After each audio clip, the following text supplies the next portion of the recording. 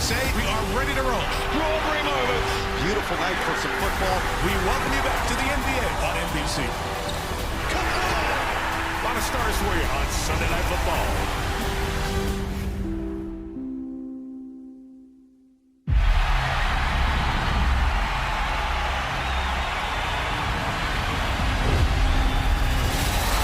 San Antonio Spurs have won their first NBA championship.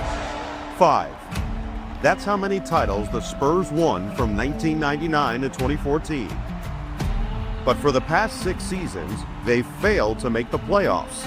This season has felt different, as their new foundation has shown promise and potential. Fox fires it up, puts it in! Oh! Memphis, however, has had their number recently, winning 11 straight in San Antonio. Edie battling, got it back, and he does it with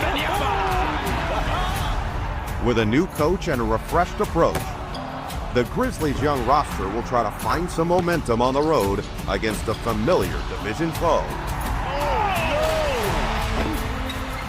It's another battle in the Western Conference. Next on NBC.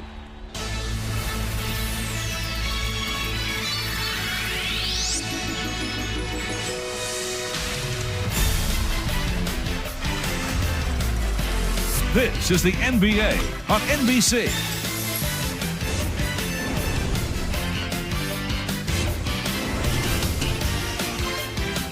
Tonight, the Memphis Grizzlies visit the San Antonio Spurs. It's Coast to Coast Tuesday, presented by Kia.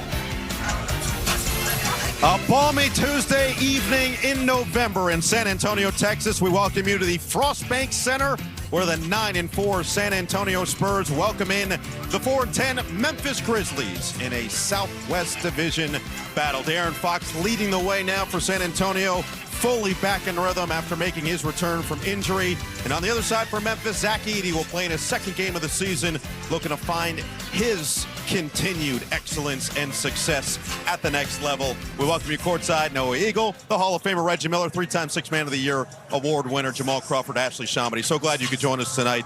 It should be a very fun matchup with these two teams. Certainly there are names missing. Victor Wembanyama not going to play for San Antonio. Stephon Castle out for the next 1 to 2 weeks. Dylan Harper still not out there for the Spurs. And yet, it just feels like the depth of this team has been on full display, and De'Aaron Fox is leading the way. He's leading the way, and he's comfortable. He's watched from the sideline. Now he gets to be who he's been his whole career.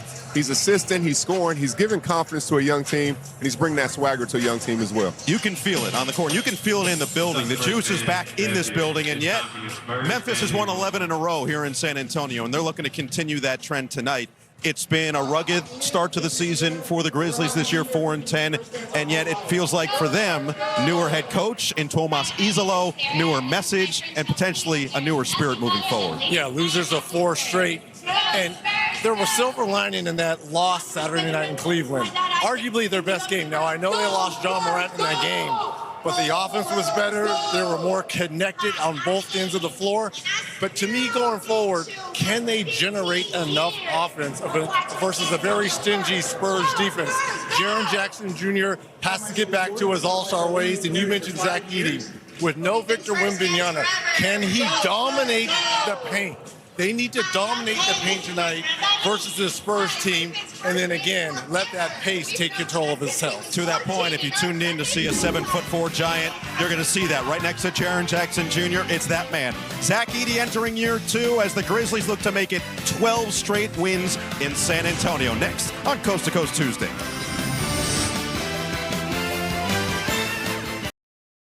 Well, the big story in San Antonio, Victor Wembanyama out with a calf strain. He's going to be sidelined for a couple of weeks, and he still looks comfortable in that almost pseudo-coaching role.